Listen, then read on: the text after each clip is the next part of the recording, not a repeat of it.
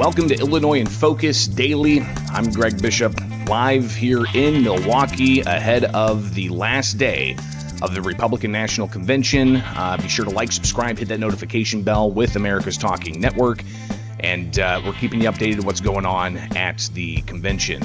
Of course, last night, a big night with J.D. Vance being on the stage as the vice president nominee to support Trump in the November election, making an impassioned speech about his background, about his upbringing, how his mother suffered addiction, and how he came from very low means to graduate high school and then go on to join the military, go to a state school, and then to a prestigious law school where he met his wife. And if you missed that speech, obviously it's all over the place, so I would encourage you to go check that out.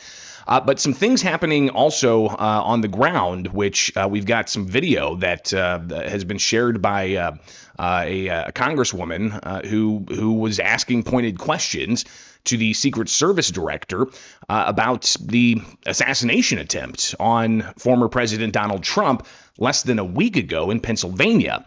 I've been at the convention talking with a variety of people. Of course, this is Illinois in Focus Daily with the Center Square. So we've been talking with not just Illinois delegates, but delegates from across the country and officials from across the country. And being in Wisconsin, I connected with U.S. Congressman Tom Tiffany, Wisconsin congressman, and we talked about the assassination attempt and as a member of Congress, what he would like to see. So here's just part of that conversation I had with Congressman Tom Tiffany from Wisconsin. From the Republican National Convention in Milwaukee, I'm Greg Bishop with the Center Square, joined now by Wisconsin Congressman Tom Tiffany. Tom, thanks for taking time with us, and we're in your home state. Hey, Greg. Welcome to Wisconsin. I trust you've been treated with great hospitality. Well, the security is interesting, but obviously, given the circumstances, it's clearly needed, especially after what happened Saturday. React to that. Tell us what you know, what needs to be known, what kinds of investigations need to happen, and how this changes things moving into November. I think the big question now is what are we going to do to make sure that there's accountability? But clearly, this was a disaster of epic proportions in terms of our intelligence agencies and those protective services like the Secret Service. We need to have answers. And then after we get done with all, so first of all, we need to get all the information and then have the hearings and stuff like that. But then we clearly need reforms.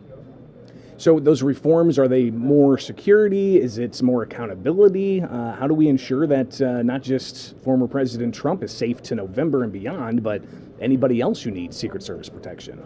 Well, I'd just share a quick story with you. I was traveling with an FBI agent back to my district from Washington, D.C. About a month ago, and he commented about the rot that is in the FBI as well as the other intelligence services in Washington, D.C.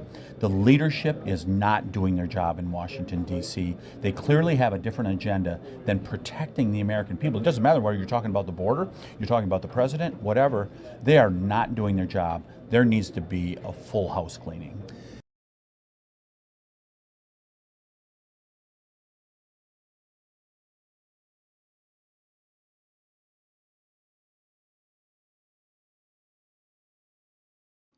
Let me turn that microphone back on. Here we go. All right. So that was Tom Tiffany, Wisconsin congressman, talking about the need for an investigation. I talked further with him about the rhetoric post-assassination attempt, and also the need for looking at politics moving down the line and what a Trump ticket means for people in Wisconsin and beyond. So I'd encourage you to go to America's Talking Network, YouTube, and find that interview and take that in. Even if you don't live in Wisconsin, right? I know this is Illinois in Focus Daily, but getting that perspective from across the country.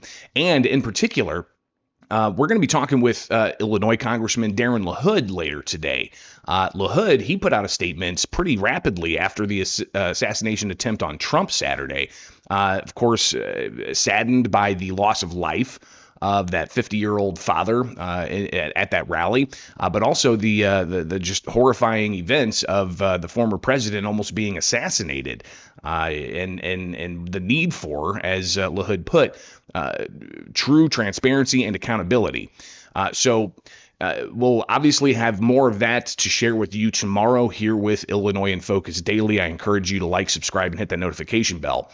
But while the speeches were going on last night, there was a confrontation that's making the rounds. And this is from Senator Marsha Blackburn. She shared this with the United States Secret Service Director, Kimberly Cheatle, in Milwaukee last night. She and another congressperson approached Cheatle at the convention site and asked some pretty pointed questions. And I want to just share this in its entirety because you'll notice that Cheatle is not really responding too much to the questions, and then she tries to make an escape, but the congresspeople weren't letting that happen.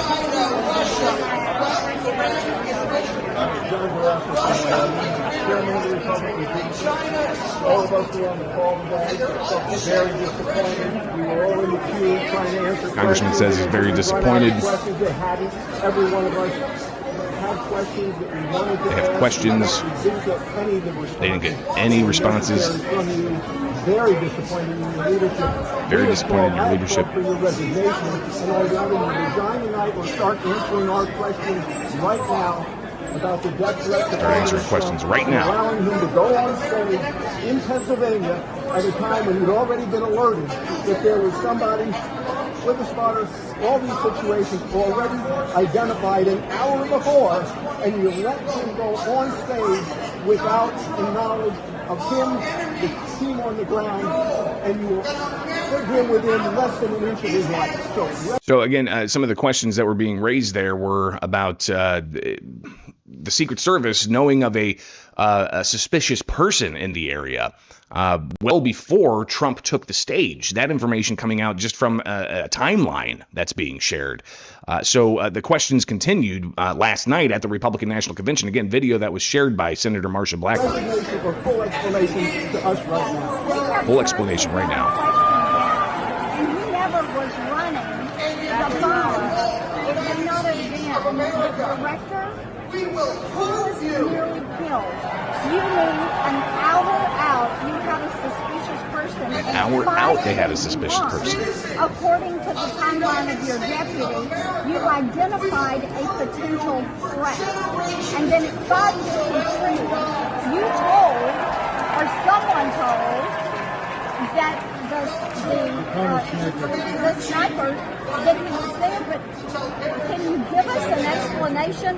Why would anyone allow the president to go on stage when you know that you've got a potential threat and you've got snipers that are trained on it? Why? I don't think that this is the Well, you hung up on it. We're here. You cut off the meeting short. The congressman saying that she hung up on him before.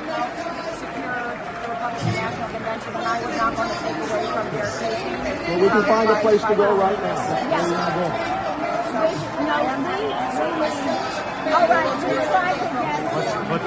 She says happy to answer questions in the appropriate forum.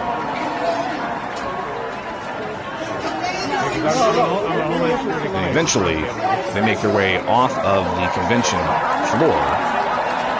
We'll leave with you then. And the congressman says, we'll leave with you then. No, we're going with you. We're going with you. And they exit. You can see kind of forcefully the congresspeople pursuing Cheatle, going through the halls, literally jogging to chase her down. You answer the United States.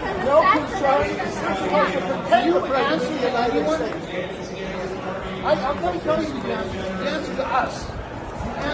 You answer to us. This is exactly what Another official says. This was an assassination attempt.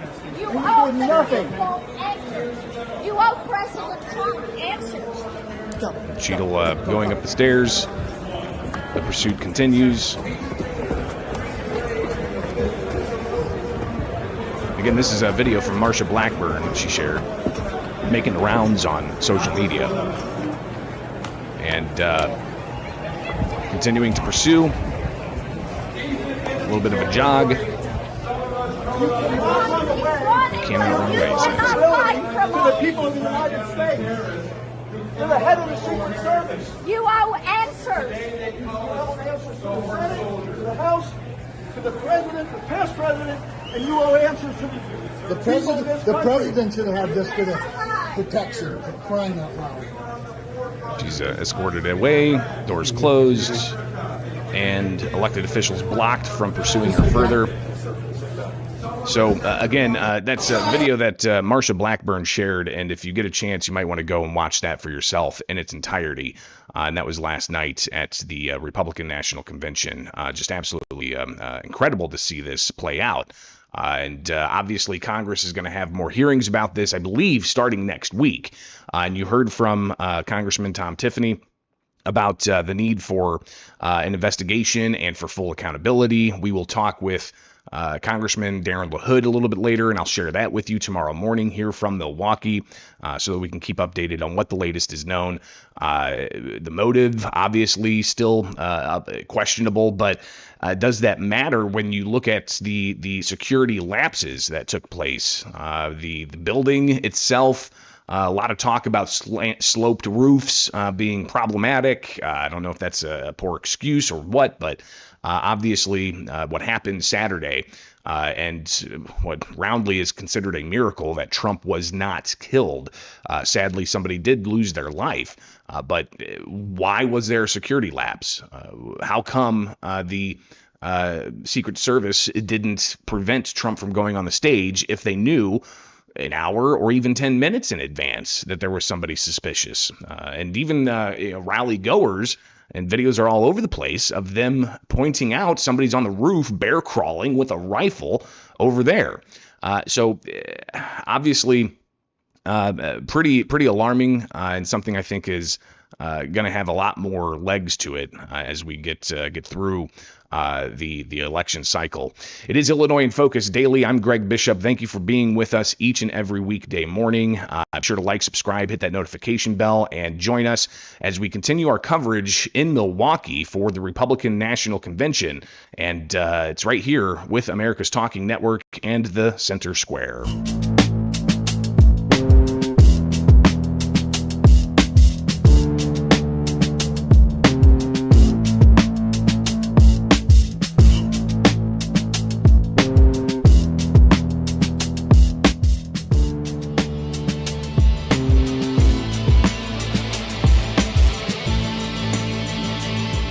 Illinois Republicans meeting for their breakfast here on the Milwaukee grounds outside of the convention to talk about strategy, to build the party, and to bring together the Republicans in a state like Illinois, where Democrats dominate the political space. You've got a lot of discussions happening, and I want to share some of that with you with some of the party officials. But first, I want to talk about black leaders who stood with the candidate, the Republican candidate for Cook County State's Attorney yesterday, Bob Fioretti. He held a brief press availability and was being asked questions by members of the media after the breakfast yesterday. And standing alongside him were several black leaders who said that Democrats need to ditch. The black voters need to ditch the Democrats. But first, here's Bob Fioretti talking about a question I asked of population loss. Illinois obviously losing population across the states, but Cook County and Chicago in particular have lost a lot of population. And those numbers every year with annual estimates coming out. Here is Fioretti, the Republican candidate for Cook County State's Attorney, talking about how crime is impacting that. I'm hearing it over and over again that people want safety in the streets. The Chicago Tribune the other day said about the Mag Mile and how, or maybe it was the Sun-Times, about how to change. You can't bring businesses to the county unless we have safety in our streets, safety in our schools, safety in every community. Unless we have that, people are not coming back. They love Chicago. Wherever I go, throughout the state, throughout this country, I hear, oh, what a great city, but I can't be there because of the crime. So again, Fioretti talking about how he's going to address crime if elected and make the county more safe. by holding people accountable, backing police, and upholding victims and supporting them. Things that he says that Democrats are not doing. But again, he had black leaders with him who didn't speak initially, but ultimately, after a few questions of Fioretti, the black leaders, they stood up and shared their thoughts. Here is Bob Israel taking to a microphone. Hold on, can I make a statement? Excuse me, you want to know who we are? Yeah, I do. Yeah. I'm going to tell you right now who I am. I'm Bob King Israel, and I'm here to try to have a conversation with Trump, to train Trump. There is no racist white Republicans in control in Cook County. I learned that from my comrade right here. So who's been in control in Chicago, Cook County for almost 100 years? We just want to know where you're from. Are you from Chicago, Inglewood. Have any of y'all ever walked the streets over there?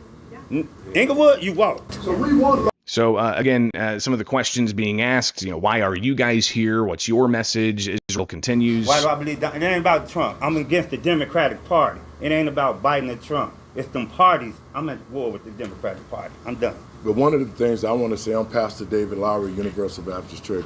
One of the things that I want to say is this: to the American people and patriots across this country, black people have been with the Democratic Party for over 60 years, and we have nothing.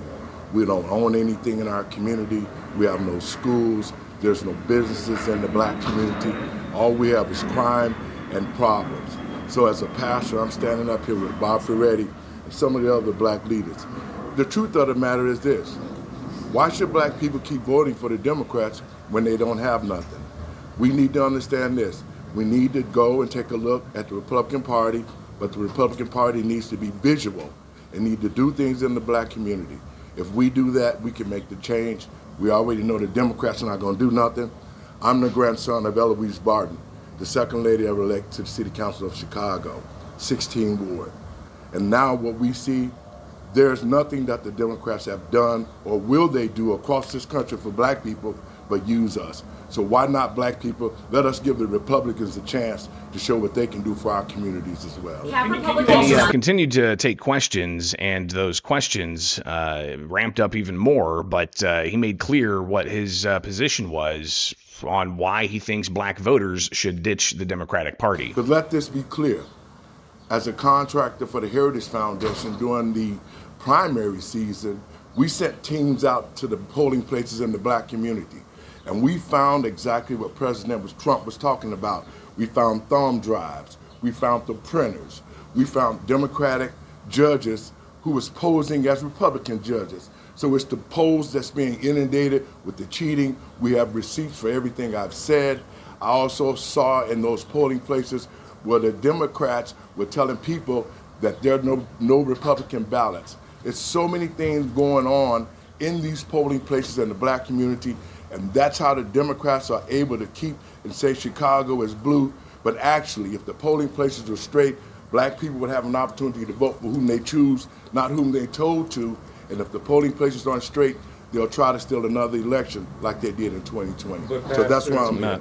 Interesting questions there and responses, especially about election integrity.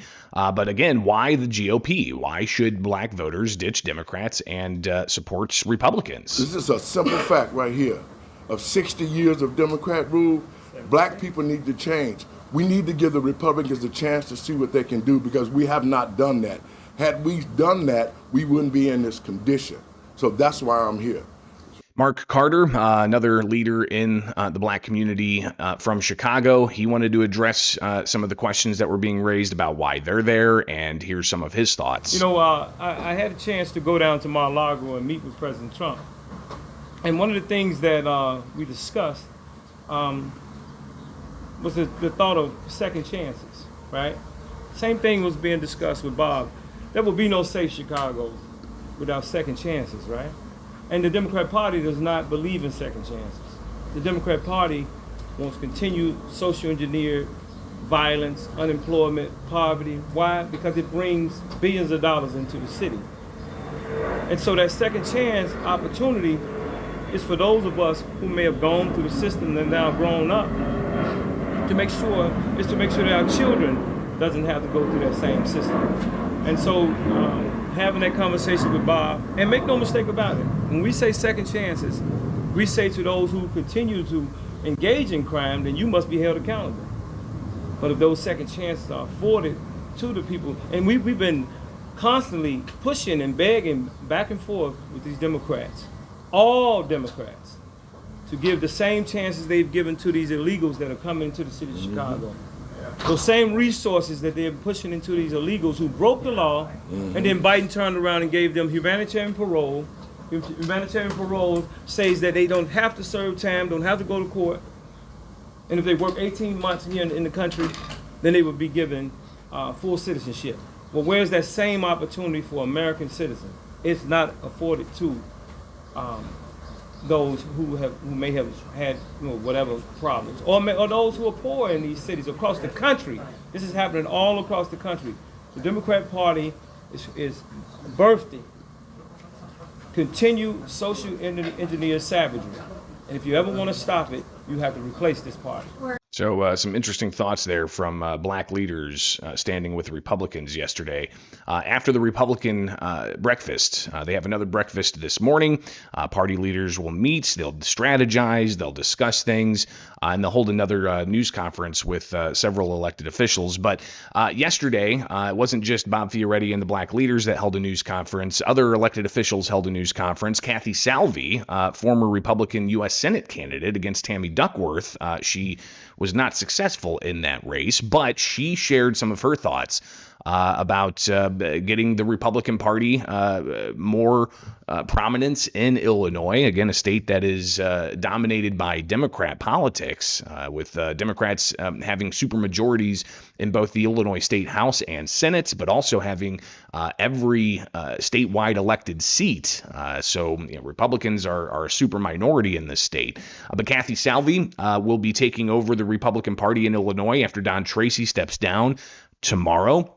And she shared some of her thoughts, and in particular took a question or two, and I'll share some of that. But here's what she had to say about the Republican Party moving forward in Illinois. Bruce Rauner and Ken Griffin have both left Illinois. You aren't getting a ton of money from Dick Uihlein anymore. Don Tracy, who's been even a big funder, he's no longer the chair. Where are you going to get the money to win these races? Excellent. Well, you're right about statewide politics. We haven't had a statewide win since 2014, but you know that already. I think it's time that we turn things around, and I think that when we have some Republican success on the lower levels at the county and in the state house and in the Senate, it's going to renew some energy, and I think invite people back to our state. But as for Mr. Griffin, I think he's got many business interests here, and I will tell every Republican the same thing. You're staying in the boat. You can put your oar up for a while and let us paddle for you. But I believe that we're going to see a lot of people who believe in Illinois coming back and supporting many of the fine candidates. So again, the question there was about funding, but I had asked about overall population loss. The state continues to lose population. How are Republicans going to message that heading into November?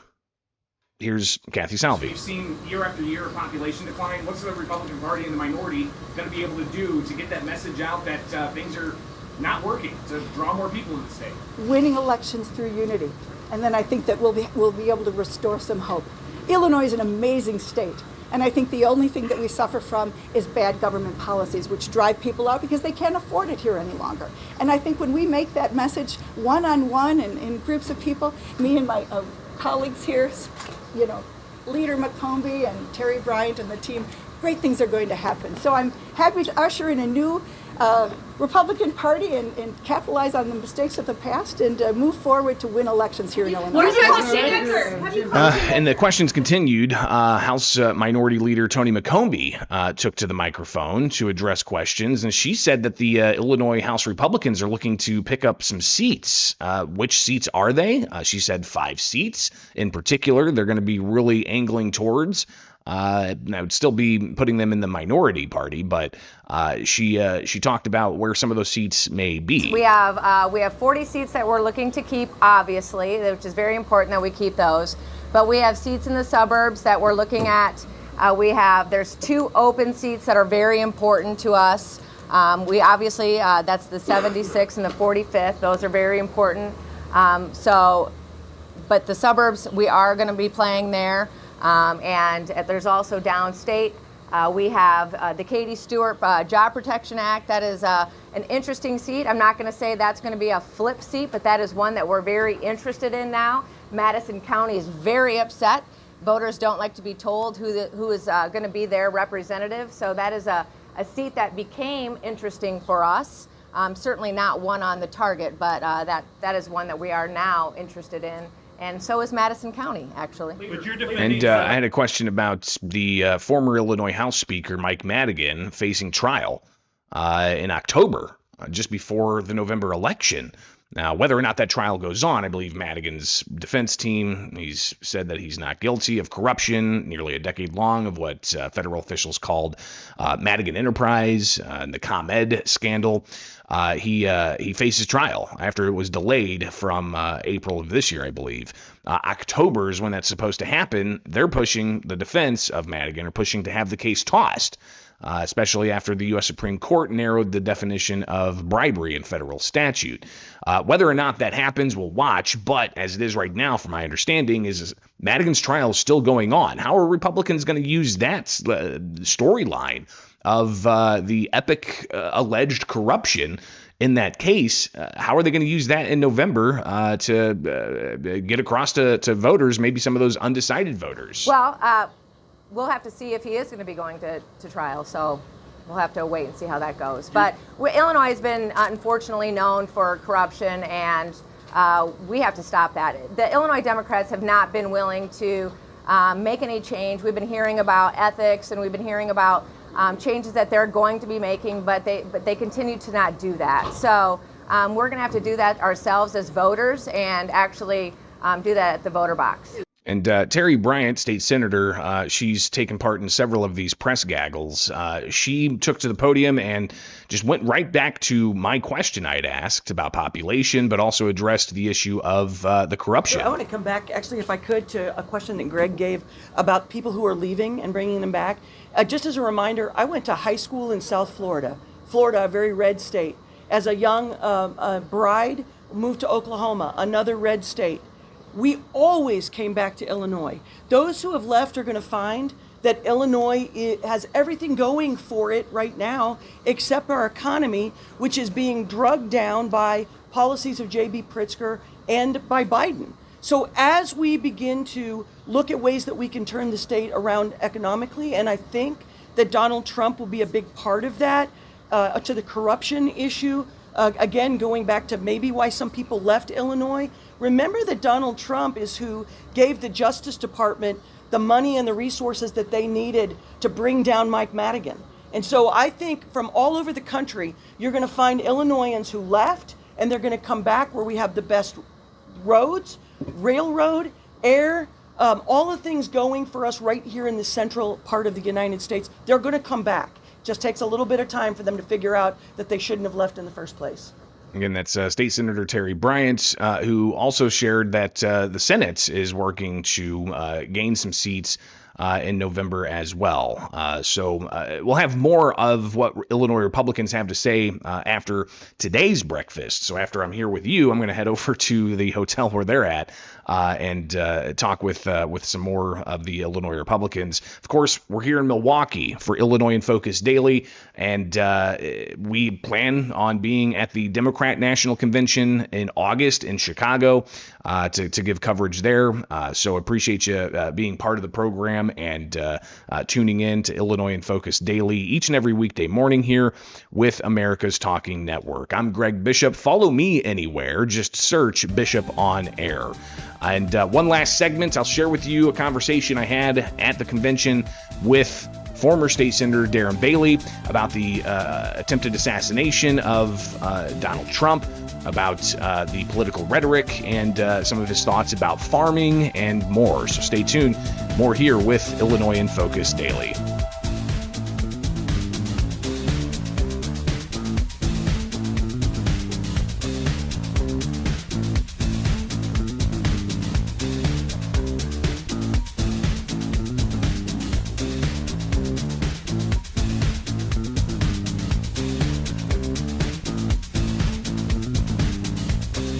In Milwaukee for the Republican National Convention, I'm Greg Bishop with the Center Square and Illinois in Focus Daily. And be sure to subscribe to America's Talking Network on YouTube, where you'll get a lot of these videos in their full form as they happen. So you'll be able to watch some of the raw news conferences, for instance, here from the convention site, and even interviews with people from across the country when it comes to Republican politics at the Republican National Convention. I'm set to talk with a couple of Illinois delegates later on today. I'll share that with you. But yesterday I talked with former State Senator Darren Bailey, who's a Trump delegate, and we discussed politics and what the attempted assassination attempt means moving forward, and even reflecting a bit on his gubernatorial race in 2022. Here's that conversation with Darren Bailey. From the Republican National Convention in Milwaukee for the Center Square, I'm Greg Bishop, and we're joined by an Illinois delegate for Donald Trump, former Illinois State Senator Darren Bailey. Darren, thanks for taking time with us. Well, thank you for the opportunity, and I'm sorry about the hassle of getting here. So you worked hard getting me in here, and I appreciate that. Security tight for a reason. Yes. Darren, and obviously, there's what happened on Saturday with former President Donald Trump. Talk about that, your reaction, what happened when you saw that. You know, I'm going to be honest, anger. I mean, I had several calls for interviews, and I didn't want to take them because I was very angry of what took place, and then that soon transpired into hope. I was saddened to hear the event of the loss of life, that wonderful man, father, husband that lost his life, but then you began to realize. I watched how President Trump, how he recovered from this, and I'm gonna tell you what, Greg. Since then, I see something significantly different in President Trump, and I think that it was a God-ordained situation to prepare him for this journey that lies before him, and I'm glad about that. Let's talk about the political rhetoric and how that has changed. You yourself went through a pretty contentious gubernatorial race against incumbent Illinois Governor J.B. Pritzker as the Republican nominee. How do you think the politics of the time are changing after that compared to what you went through in the 2022 election? Yeah, it's very rigorous. It's gotten dirty. People like the dirt. They like the mud throwing, and it's too bad because we need integrity. The whole problem with government, period, whether it's national or statewide, is the lack of integrity. So when you go through the bashing and the rhetoric of what we see, it does no one any good. So, it was pretty dangerous words that Joe Biden spit out when he talked about being, having a target on President Trump. And I can't imagine what would have happened if that whole scenario would have been turned around. So I think it's a time for America to, we went through 9/11 and we united together, and I think this may be an opportunity with people. People have talked about how dirty and bad politics is. Many people are walking away from it. So hopefully this event serves as an opportunity, if the parties that are involved and are willing to come together, and let's get back to serving the American people and telling the truth.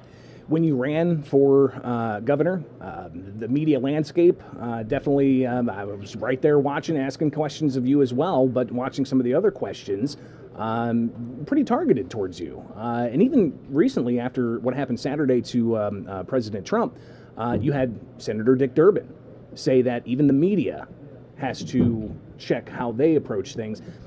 React to that as somebody who was a subject of stories, of questions. Do you feel that there needs to be a recalibration of sorts in how these questions are asked? Well, the American public, the people of Illinois, the viewers, they're really in charge of that. If we're frustrated at the way a company is supporting woke ideas, then we should walk away. And so it is with some of this nonsense. People need to just, get rid of the podcast, turn the TV off on some of these news sources. We, the people, are in charge of this, and when we just ignore it and sit back and enjoy it, then it's not going to change. So again, I task every bit of the problems, the solutions to this nation, to the state of Illinois, I task that to the people. We're going to have to get educated, energized. We're going to have to roll up our sleeves. We're going to have to work, and we're going to have to vote. And then we can change this. I watched a CNBC interview last night of a Don Jr. and I mean, it was just terrible what the reporter was doing, going back to January 6th, going back to, I mean, it was nonsense. And Don Jr. called it out, and he did an amazing job. So yes, there's a lot of work to be done, but I believe that the people hold it within their power to make that change happen. So we're here in Milwaukee, the Republican National Convention. Is this your first rodeo, so to speak? It is. I was an alternate Trump delegate in 2020, but of course, due to COVID, there was no convention. So we were geared up and ready to go, but it didn't happen. And I'm it's an exciting time. It's a very exciting time. Earlier today, Illinois Republicans held a breakfast. There was a lot of talk about agriculture. You're a farmer. What does Trump mean for farmers? Trump's a businessman. Trump is common sense. Trump gets things done. So not only for agriculture, but every industry. Think about such a time as this, that we come here and the Biden administration, wants in state of Illinois, is taxing, tips. And so here, people come down on this beautiful city of Milwaukee, and things like that resonate. So we've got to get things done, and things are they're stuck right now. Nothing's getting done. I have complete confidence in President Trump all the way around, and I think that I think things are going to be better than what we witnessed the first 4 years of his presidency, and especially you heard a lot about unity this morning. That's the resonating theme within the Republicans. So if we focus, if we work together, we get President Trump elected, and he doesn't have to deal with what he dealt with, the first few years of his first presidency, I think we're going to see an amazing turnaround in this country, and I think that will eventually reflect on the state of Illinois. You had a pretty conservative platform when you ran for governor. Do you feel that the Republican national platform is being watered down on issues like abortion, for instance? Running for governor, I am staunchly pro-life. And I told that, and I stood up for that, and I continue to do that. And I realize that it is at the state level, constitutionally, where issues like this can be dealt with. But I will admit, I was frustrated when they removed, the strong stance of abortion, when they removed that from the platform. I didn't feel like, people know it's at the state's hands, but you take that out, and then, there's a certain level, of course, that you stand back and you wonder, well, what does the Republican Party stand for? We stand for less government. We stand for lower taxes. We stand for life. We stand for the family unit. And you remove that verbiage, and it creates a little bit of confusion. So I was frustrated at that, but at the end of the day, it really changes nothing. Former State Senator Darren Bailey here from the Republican National Convention in Milwaukee. Greatly appreciate you taking the time with us here at the Center Square. Thank you so much. God bless. We've got more interviews today on the final day lined up. Be sure to like, subscribe, hit that notification bell, and join us with the Center Square at America's Talking Network. I'm Greg Bishop. This is Illinois in Focus Daily. Greatly appreciate you guys being part of the program and making this what it is. So be sure to share this with your friends, stay plugged in, and also subscribe to the podcast at anywhere you get your podcasts subscriptions, and also subscribe to the Center Square newsletter so you can stay up to date on all of the headlines, because we're just touching a fraction of what's going on here on the ground at the Republican National Convention in Milwaukee. Again, I'm Greg Bishop. Follow me anywhere, Bishop on Air, and like, subscribe, hit that notification bell with America's Talking Network. Have a great day. We'll see you back here tomorrow for Illinois in Focus Daily.